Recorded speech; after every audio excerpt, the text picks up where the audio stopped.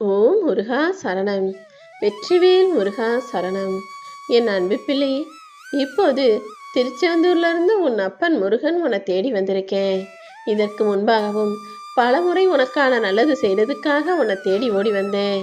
ஆனா நீ கவலைப்படுறதுலையும் கஷ்டப்படுறதுலையும் வேதனைப்படுறதுலையும் தான் முக்கியமா இருக்கிறியே தவிர செய்ய நான் வந்திருக்கேன்றத உணர்வதில் தவறி விட்டாயே என் செல்வமே.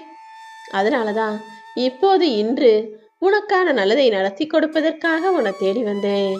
ஆனா இந்த முறையும் தேவையில்லாத விஷயங்களை நினைச்சுக்கிட்டு தேவையில்லாத விஷயங்கள்ல கவனம் செலுத்தி பொழுதுபோக்குகளையும் வேற விஷயங்களையும் முன்னுக்கு நினைச்சினா இனிமே உன்னை தேடி உன்னை பார்க்கறதுக்காக நான் வரவே மாட்டேன். என்ன அப்பா முருகான்னு அழைக்கிற, நான் உனக்கு நல்லது செய்வேன்னு நம்புற, சரி உனக்கு உதவி செய்யலாம் நல்லது செய்யலாம்னு உன்னை தேடி வரும்போது என்னை கண்டும் காணாமல் கடந்து போனால் எப்படி என்னால் உனக்கு உதவ முடியும்? இதோ இப்போது கூட உனக்கான நல்லதை செய்வதற்காக தான் திருச்செந்தூரிலிருந்து உன்னை தேடி வந்தேன். இந்த உலகமே தலைகீழாக திரும்பி நின்னாலும் கஷ்டமும் கவலையும் பிரச்சனையும் உன்னை சுத்தி நின்று ஆட்டி படைச்சாலும் வாட்டி வதச்சாலும் நீ கவலைப்படவே வேணாம். ஏன்னா தலைகீழா திரும்பி இருக்கிற இந்த உலகத்துல இன்னொரு பக்கம் போய் பார்த்தீனா உனக்கான அழகான உலகம் காத்துக்கிட்டு இருக்கும். அந்த சந்தோஷத்தின் பக்கத்தை உனக்கு காட்டதானே நான் ஓடி வந்தேன். உண்மையிலேயே கஷ்டம் கவலைலாம் உனக்கு இருக்குது. ஆனா என்னுடைய அனுமதி இல்லாமல் எதுவும் உன்னை ஒன்றுமே செய்யாது. ஆனா நீ தான் சின்ன சின்ன பிரச்சனைகளையெல்லாம் பெருசா யோசிச்சு பயப்பட்டு உன் மனசை குழப்பிக்கிட்டு அறிவையும் போட்டு குழப்பிக்கிட்டு எதுவுமே செய்ய முடியாம திணற தடுமாறுற. முதல்ல என்னாச்சு ஏதாச்சுன்னு யோசிக்கிறதையும் இது இப்படி நடந்துடுச்சே அப்படி ஆகிடுச்சேன்னு கவலைப்படுறதையும் நிறுத்து. மனசை குழப்புற விஷயம் எதுவா இருந்தாலும் அதை என்னிடம் விட்டுவிடு என் செல்வமே. ஒரு சில சமயங்கள்ல ஒரு சில விஷயங்கள்ல முடிவெடுக்க நீ திணறத நான் பார்க்கிறேன். முடிவெடுப்பது என்பது அவ்வளவு சுலபமாக எல்லாருக்கும் வந்துடாது. ஒவ்வொரு நேரமும் ஒவ்வொரு விஷயமும் ஒவ்வொரு மனிதரும் உனக்குள்ள குழப்பத்தை உண்டு பண்ணுவார்கள். யார் என்ன செஞ்சு எதை குழப்பினாலும் எதையும் வெளிக்காட்டிக்காம அதையே மனசுல யோசிக்காம உடனே ஒரு முடிவெடு.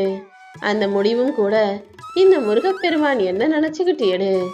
நீ என்ன மனசுல நினைச்சுக்கிட்டு எதை செஞ்சாலும் அதை உனக்கு நல்லதாக முடிச்சு தருவேன்னு உனக்கு தெரியும் தானே. மனசுல இருக்கிற கவலைகளையெல்லாம் தூக்கி போட்டாலே கஷ்டங்களை பத்தின யோசனைகளை விலக்கி வச்சாலே உன் மனசுல உற்சாகம் வந்துடும். அப்புறம் என்ன, மனசுல உற்சாகம் வந்துடுச்சுன்னா மலையளவு பிரச்சனை கூட கடுகளவாக மாறி போய்விடும் தானே.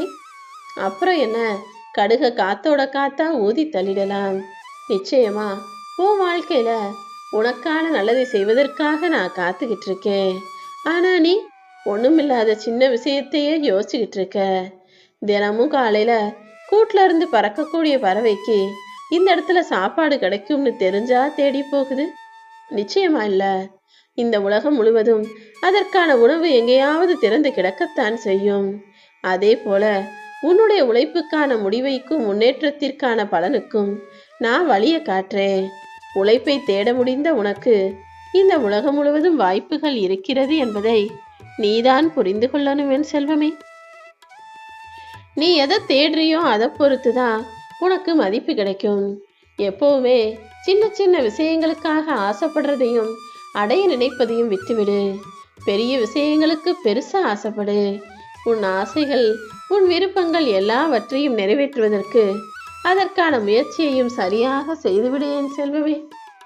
நீ நல்லா வாழ்றதுக்கும் உன் வாழ்க்கையில ஜெயிக்கிறதுக்கும் உன் அப்பன் முருகன் நானே வழிகாட்ட இருக்கும்போது என்னை விட பெரிய சக்தியாக எதுவும் உனக்கு தேவைப்படுமா என்ன?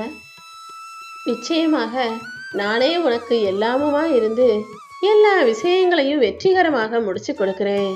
எப்போதும் உன் வாழ்க்கையையும் அடுத்தவங்க வாழ்க்கையும் ஒப்பிட்டு பார்த்து கவலைப்படாத. நீ பார்த்ததை விட சிறப்பான சந்தோஷமான மகிழ்ச்சிகரமான செல்வ வளமிக்க வாழ்க்கைய உனக்காக நான் அமைச்சு தர்றேன். நீயே என்னை பற்றி புரிந்து கொள்ளவில்லை என்றாலும் உன்னை முழுவதுமாக புரிந்து கொண்ட உன் அப்பன் முருகன் உன்னை நிம்மதியா சந்தோஷமா மகிழ்ச்சியாக வாழ வைத்தே தீருவேன்.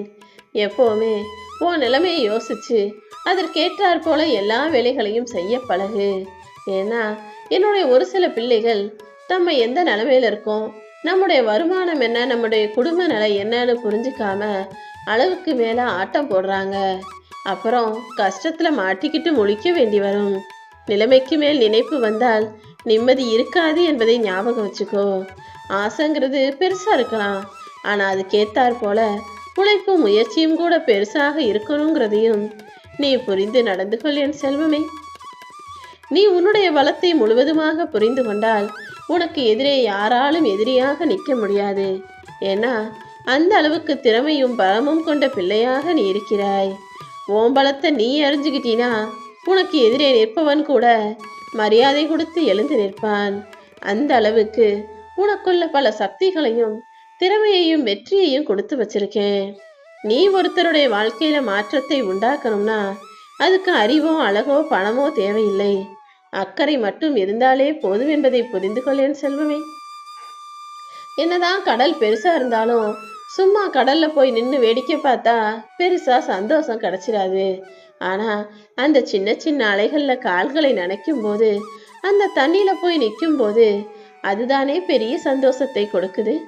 அப்படிதான் உன் வாழ்க்கையில பெரிய விஷயங்களுக்கு ஆசைப்படுற, ஆனா அதற்கு முன்பாக கிடைக்கும் சின்ன சின்ன சந்தோஷங்களையும் சின்ன சின்ன அனுபவங்களையும் ஏற்றுக்கொள்ள தயாராகு.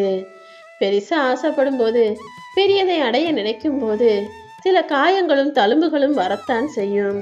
ஆனாலும் தழும்புகளை கண்டு சிரிக்க தயாரான ஆளாக, தைரியமான ஆளாக நீ இருந்துட்டினா காயமடைவதை பற்றி உனக்கு கவலை இல்லைதானே? காயம், கஷ்டம், வருத்தம், வேதனைங்கிறது எல்லார் வாழ்க்கையிலும் இருக்கதான் செய்யும். ஆனா எல்லாத்தையுமே தாண்டி ஜெயிக்கிறதுக்கு நீ தயாராயிரு. ஏதோ ஒன்றை அடைவதில் மட்டும்தான் நிம்மதி கிடைக்கும் நினைச்சு என்னுடைய நிம்மதி எதில் இருக்கிறது என்பது எனக்கு தான் தெரியும். சில விஷயங்களை இழந்தால் கூட அது உனக்கு நிம்மதியை தரும். அப்படிதான் உன் வாழ்க்கைக்கு ஒத்து வராத விஷயங்களையும் உன் குடும்பத்துக்கு ஆகாத விஷயங்களையும் உன்னை விட்டு நான் விலக்கி வைக்கிறேன். எது உன்னை நோக்கி வந்தாலும் அதில் காரணம் இருக்கும். எது உன்னை விட்டு விலகி போனாலும் அதற்கும் நான் 1000 காரணங்களை வச்சிருப்பேங்கிறத புரிஞ்சுக்கோ. ஆக மொத்தத்தில் எல்லாத்தையுமே உன் நன்மைக்காக மட்டும்தான் நான் செய்கிறேன். விதி 1000 கதவுகளை மூடினாலும் உன்னுடைய முயற்சி நிச்சயமாக ஒரு ஜன்னலையாவது திறக்கும். நீ எங்கேயும் முடங்கி விடவோ சோர்ந்து போகவோ கூடாது. தொடர்ந்து முயற்சி செஞ்சினா உன் தேவைகளையும் எதிர்பார்ப்புகளையும் நான் நிறைவேற்றுவேன் செல்வமே. வாழ்க்கையில உனக்கு மன நிம்மதி வேணும், அமைதி வேணும், சந்தோஷமா நிம்மதியா வாழணும்னு நினைச்சினா எப்பவுமே அடுத்தவர்களிடம் எதையாவது எதிர்பார்ப்பதையும் அடுத்தவர்களிடம் போய் எதையாவது தேவைன்னு கேட்பதையும் குறைச்சிக்கோ. தேவைகளும் எதிர்பார்ப்புகளும் எவ்வளவுக்கு எவ்வளவு நீ குறைச்சிக்கிறியோ அந்த அளவுக்கு உன் மனசுல அமைதியும் நிம்மதியும் உண்டாகும். வாழ்க்கையில முன்னேற்றமே இல்லாம இருக்கிறத விட கொஞ்சம் கொஞ்சமா முன்னேறி போறது எவ்வளவோ மேல்தானே. அப்படிதான் உன் வாழ்விலும் முன்னேற்றங்களை கொஞ்சம் கொஞ்சமா கொடுத்துக்கிட்டு இருக்கேன். நிச்சயமா சீக்கிரமே மிக பெரிய அளவில் நீ முன்னேறி ஜெயிச்சு நிற்கதான் போற. உன்னுடைய லட்சியத்தை மட்டும் நீ முடிவு செஞ்சுக்கோ. அதை அடைவதற்கான வழியை நான் நிச்சயம் உனக்கு காட்டுவேன். உன்னுடைய முயற்சி உனக்கான வெற்றியை நிச்சயமாக உறுதி செய்யும். அது தெரியாம முயற்சி செய்யறதுக்கே தயங்கிக்கிட்டு யோசிச்சுக்கிட்டு தள்ளி போட்டுக்கிட்டு இருக்கவே கூடாது. எதை செய்வதாக இருந்தாலும் தயங்காம யோசிக்காம உடனே செய்ய ஆரம்பி. ஏன்னா தயங்கி நிற்பவர்கள் ஒருபோதும் தங்களுக்கு தகுதியான இடத்திற்கு போய் சேர முடியாது. நிச்சயமாக உனக்கான எல்லா விஷயங்களையும் உன் அப்பன் முருகன் நான் சரி செய்கிறேன். தடைகளை தட்டி கழிப்பதை விட தகர்த்து எறிவதுதானே புத்திசாலித்தனம்.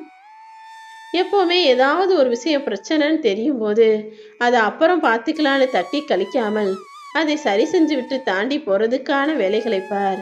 உன் வாழ்க்கை மிக அழகாக இருக்கும்.